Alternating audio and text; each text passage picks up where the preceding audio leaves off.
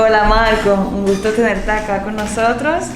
Bueno, nosotros venimos del LOC, que es la Organización de Solidaridad con América Latina Noruega.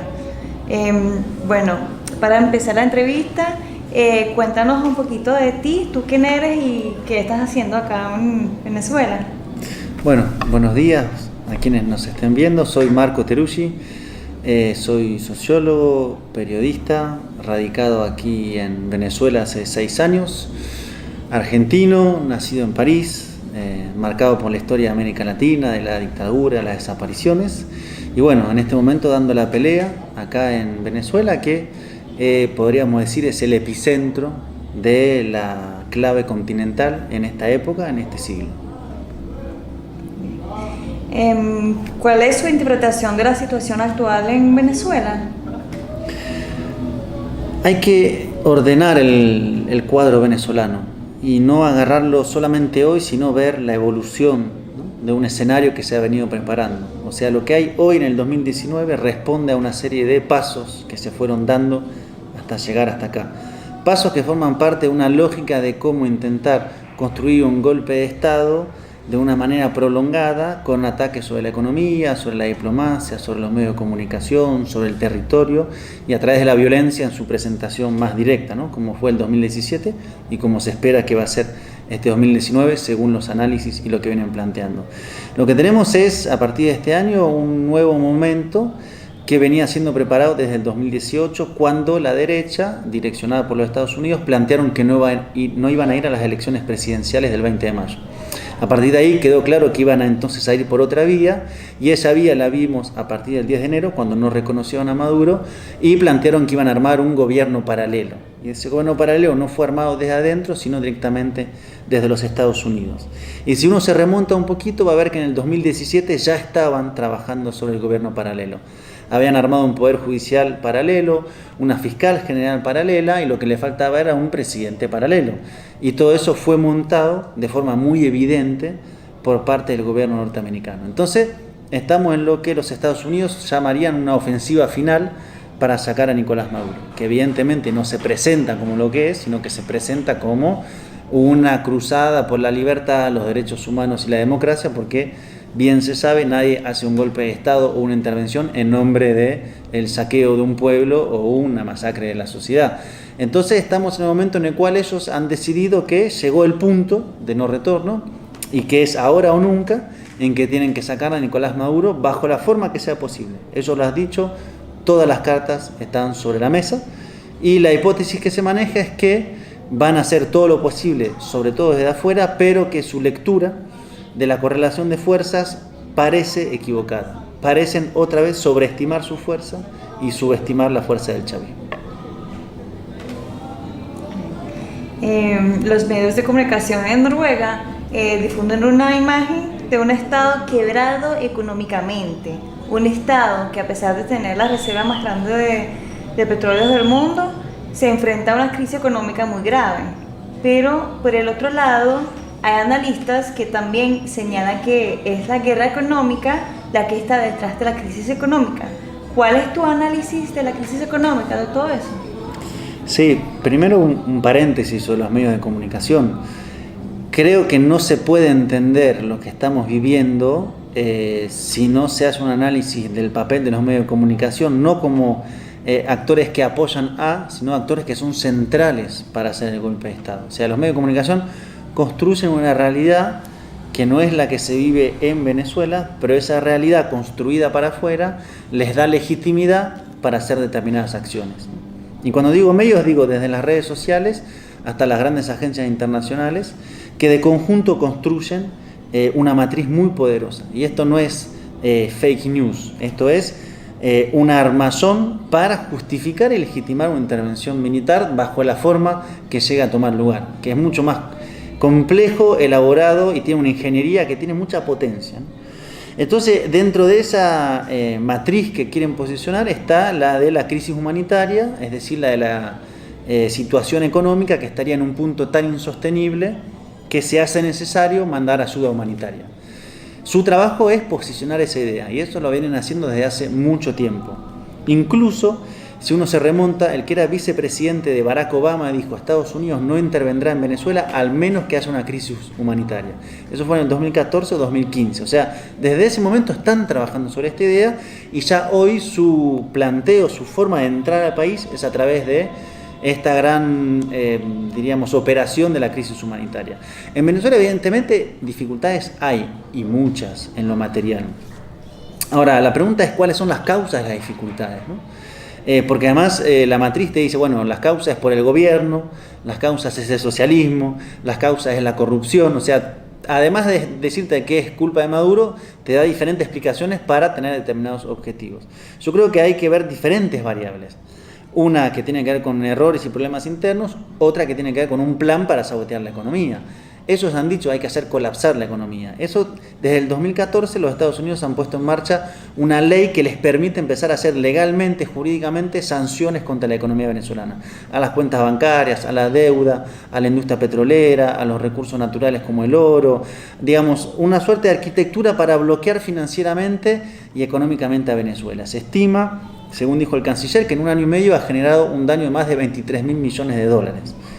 Con todas las consecuencias que además tiene en cuanto a que golpea, por ejemplo, PDVSA, y eso hace que la principal fuente de ingreso venezolana, que es el petróleo, se vea afectada por los ataques económicos, ¿no? Se parece a un bloqueo como le hacen a Cuba o como fueron los ataques contra Chile en el 72-73.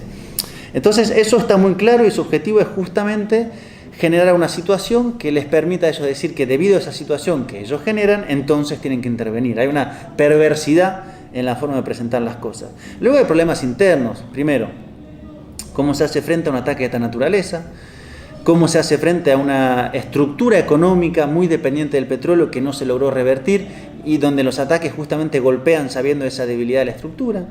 Problemas internos que el presidente Maduro habla de mafias de la corrupción que están en espacios claves de la economía, se está intentando combatirlas, es decir, varias cuestiones que se van conjugando con la problemática principal, que es la de un plan de asfixia de la economía. Todo eso genera un cuadro muy complejo, pero que a nivel internacional los medios de comunicación le ponen palabras que no son inocentes, son palabras que justifican el intento de intervención presentada como un acto casi altruista de la, entre comillas, comunidad internacional.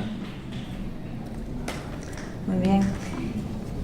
El enviado especial de las Naciones Unidas, Alfred de Zayas, advierte sobre las sanciones económicas contra Venezuela y dice que las causas muerte y sufrimiento en la población venezolana, cómo afecta las sanciones económicas a la población en general y, bajo estas circunstancias de las sanciones económicas, cómo puede sobrevivir económicamente el gobierno.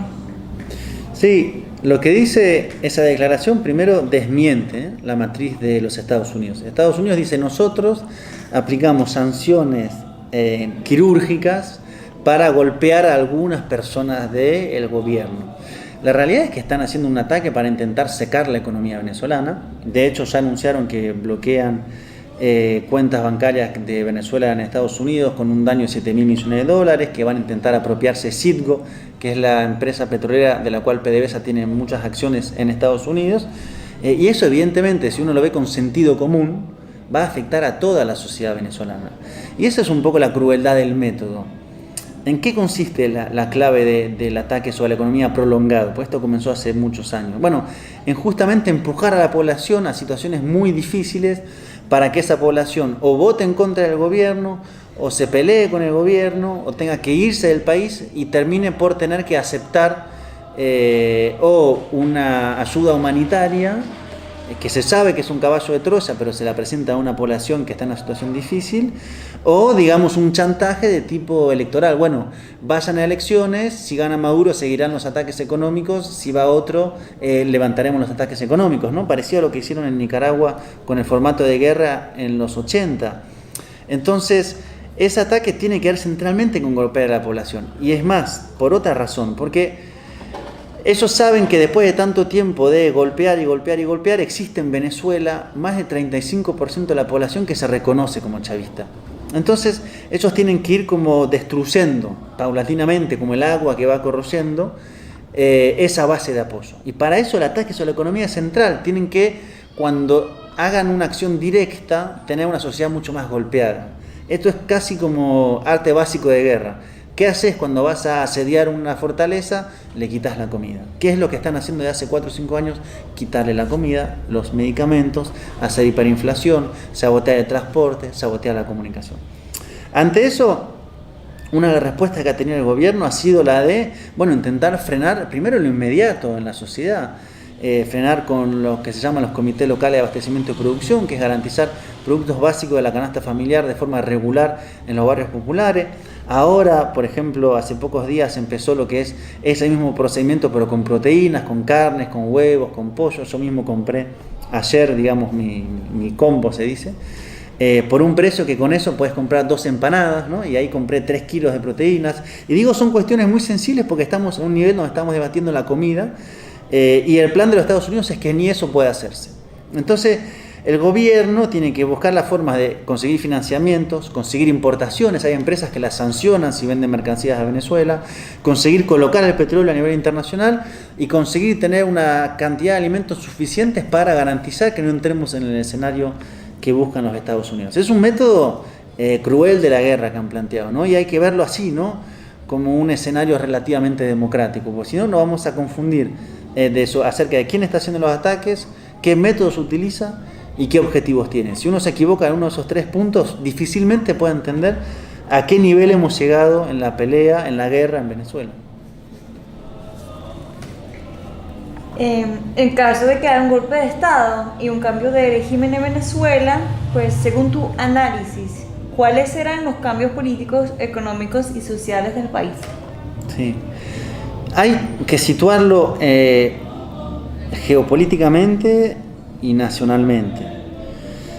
En este momento donde los Estados Unidos están en una situación de disputa internacional con China, con Rusia, donde su hegemonía no está como en los años 90, incluso principios del siglo XXI, donde vienen de victorias que no pudieron ser, por ejemplo en el caso de Siria, necesitan asegurar el continente. Y asegurar el continente significa tenerlo absolutamente subordinado, para lo cual cuentan con aliados locales muy poderosos, ¿no? Si por ejemplo uno ve los presidentes que han asumido en los últimos años, como Macri, como Piñera, como Duque, como Bolsonaro, son reflejos de una clase dominante dispuesta a subordinarse totalmente a la agenda norteamericana, dispuesta y gustosa, ¿no? Hay una suerte de psiquis de la neocolonialidad. Entonces quieren ese tipo de gobiernos, pero el problema es que en Venezuela se ha construido un sujeto político que es el chavismo, que es el pueblo pobre que aprendió a hacer política, a organizarse, a movilizarse, a pelear, a defenderse, a no rendirse.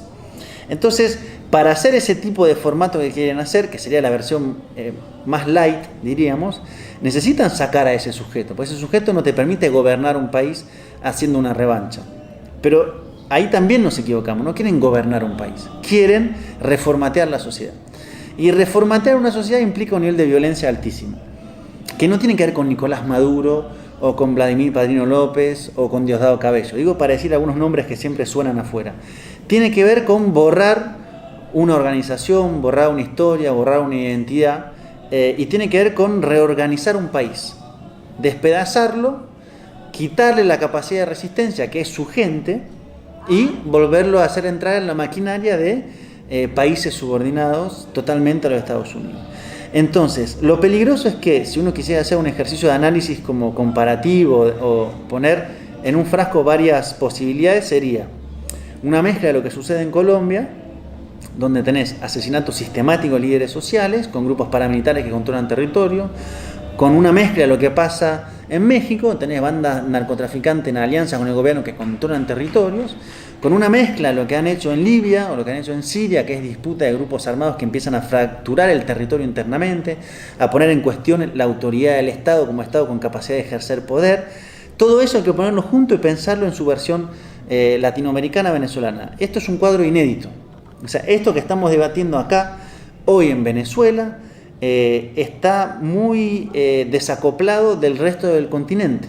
O sea, lo que están haciendo acá es novedoso. Somos el laboratorio donde están ensayando las formas para América Latina de llevar adelante una forma de golpe de Estado bajo formato de guerra prolongada que no concluye con sacar a Nicolás Maduro, sino que concluye con someter al país a una situación de caos controlado que permite aniquilar a un sujeto y garantizar las riquezas para los sectores que ya están sacando cálculos de cuánta plata van a ganar con toda esta muerte. ¿Qué crees que podría ser una solución pacífica ante las actuales problemas políticas? Bueno, hay varias posiciones a nivel internacional. Está la posición que conduce a Estados Unidos, que plantea que no hay diálogo posible, que el tiempo del diálogo terminó, por eso hablamos de este discurso de la ofensiva final, ¿no? Eso es Estados Unidos, eso es el continente latinoamericano, en sus gobiernos de derecha que están subordinados, eso es en parte la Unión Europea. Después tenemos algunos sectores también de la Unión Europea que plantean, bueno, hay que hacer elecciones libres y sin amenazas, que sería como no un diálogo, sino te doy condiciones para que te puedas salvar, entre comillas, democráticamente. Yo ahí haría dos acotaciones. Uno, ¿qué elecciones libres y sin amenazas hay cuando hay un ataque a la economía y una amenaza de intervención internacional? O sea, ¿en qué situación vota una población cuando le dicen te voy a hacer una intervención militar? ¿No? Y por eso digo, se parece a lo de Nicaragua. Son falsas elecciones donde te ponen en la disyuntiva. Si votás a Maduro, sigue la dificultad económica, se viene la intervención militar, o votás al otro. O sea, ahí de libre, evidentemente, no tiene nada. Pero segundo, el análisis que plantea la derecha y los Estados Unidos es falso. No es que acá automáticamente gana la derecha. Hay una situación muy peleada internamente. Entonces, supongamos que ganara el chavismo. Yo estoy convencido que la derecha no iría a reconocer una victoria de Nicolás Maduro o fuera cual fuera el candidato del chavismo. Por lo tanto, hay un juego trancado. O sea, plantearon que Maduro se va o se va. Y se haga lo que se haga, no lo van a reconocer. Entonces, incluso el cuadro electoral es bien complejo. Porque yo creo que no lo reconocerían y entraríamos en un escenario como hay en otros países donde hay una permanente disputa para ver quién es el presidente. Pero es más, digo, bueno, y si fuéramos elecciones, ¿cuáles serían las condiciones para que haya elecciones? La derecha diría, hagamos un nuevo poder electoral. Está bien, pero Nicolás Maduro diría, bueno, quiten los ataques económicos.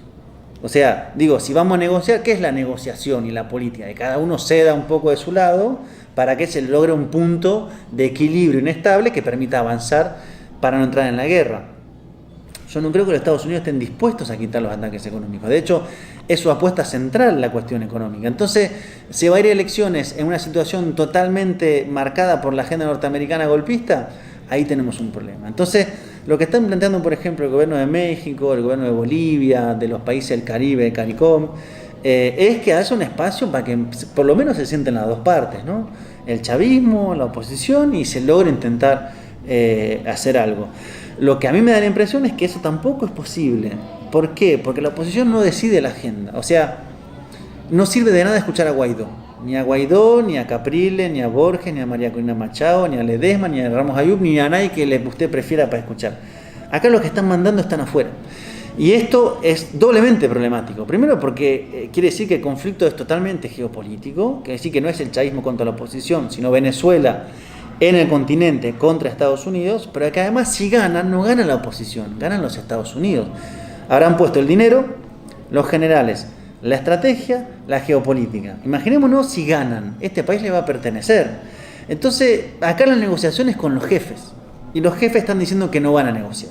Entonces ahí tenemos un gran problema. ¿Hasta dónde están dispuestos a ir? Es difícil saberlo. Lo que sí plantearía es lo siguiente. Hace poco tiempo, un año, parecía poco probable que en Venezuela se armara un gobierno paralelo, ¿no? Parecía un escenario lejano. Bueno, eso sí pasa en Medio Oriente, pero acá no. Y pasó. O sea, pasó. Lo planificaron y lo armaron. Entonces, nuestro parámetro de los límites ya no vale. Hay que pensar que si ese límite se ha roto, los otros límites también se pueden romper. Tenemos que dejar de pensar con eso, bueno, acá no puede pasar. Sí, este es el tubo de ensayo en América Latina para conquistar de forma aplastadora al continente. Entonces acá van a ver hasta dónde pueden avanzar.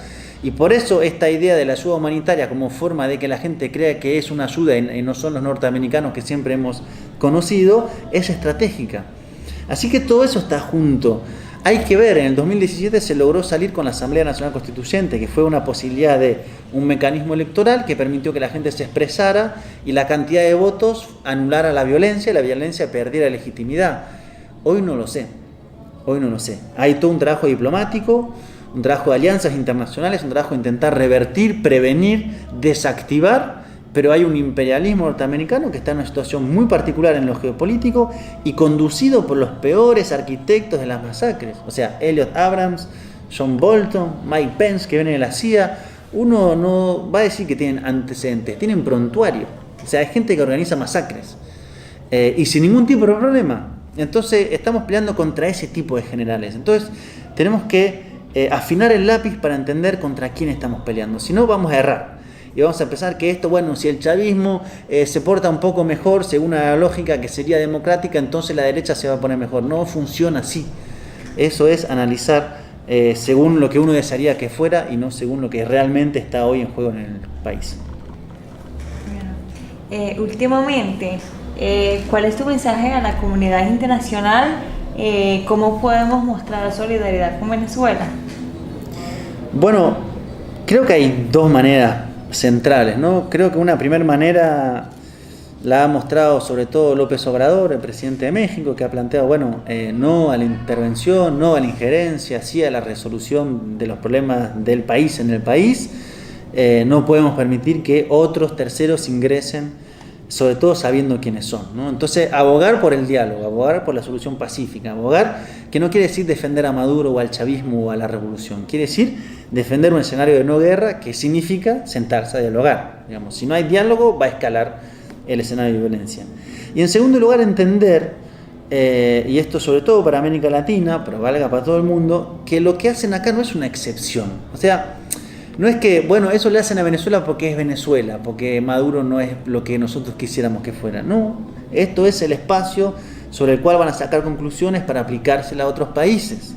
O sea, esta es la forma siglo XXI en el cual se va a derrocar, se va a intentar derrocar un gobierno en el continente. Esto es lo que le van a hacer a cualquier proceso de transformación continental si no cede ante los primeros pasos como el Poder Judicial, como el golpe parlamentario, como el golpe comunicacional. Si eso no pasa, pasa lo que está pasando acá. Entonces, esto es una señal de alarma para todo el mundo. Por eso decimos que lo de Venezuela es un tema continental. Y en cuanto a los países que tienen roles centrales como la Unión Europea, bueno, acá, digamos, lo que se ve es una agenda para Europa, conducida por España, por lógicas neocoloniales, que está subordinándose a la agenda norteamericana para América Latina, y que Europa, conducida por los países como Francia, Alemania, España, que son los que marcan agenda, más el Reino Unido, que ahora está fuera, pero es central en este armado, están planteando seguirle el camino de reconquista violenta a los Estados Unidos. Entonces, acá tenemos ese bloque al cual estamos enfrentados, y desde adentro de ese bloque hay que dar el debate. Porque cuanto más logren instalar la idea de que Venezuela es una dictadura, la idea de que en Venezuela hay una crisis humanitaria, la idea de que en Venezuela hay un éxodo, cuanto más logren instalar eso, más tendrán fuerza para instalar luego el de tuvimos que entrar y fue casi un deber hacerlo, ¿no? O sea, casi una obligación moral ayudar a Venezuela. No, acá no es el método de funcionamiento. Un simple análisis diría, pongamos un solo país de América Latina, de Medio Oriente, de Asia o de África, donde haya intervenido la comunidad internacional, o sea, Estados Unidos, más la Europa Occidental e Israel y ese bloque de la OTAN, y que ese país haya quedado mejor que antes. No existe, simplemente no existe. Ni Siria, ni Libia, ni Irak, ni Afganistán, ni ningún país. Entonces, lo que se viene acá lo conocemos, entonces hay que desmontar. Y tenemos enfrente a las agencias internacionales que no es que son son totalmente parciales. O sea, acá las agencias están haciendo un trabajo criminal.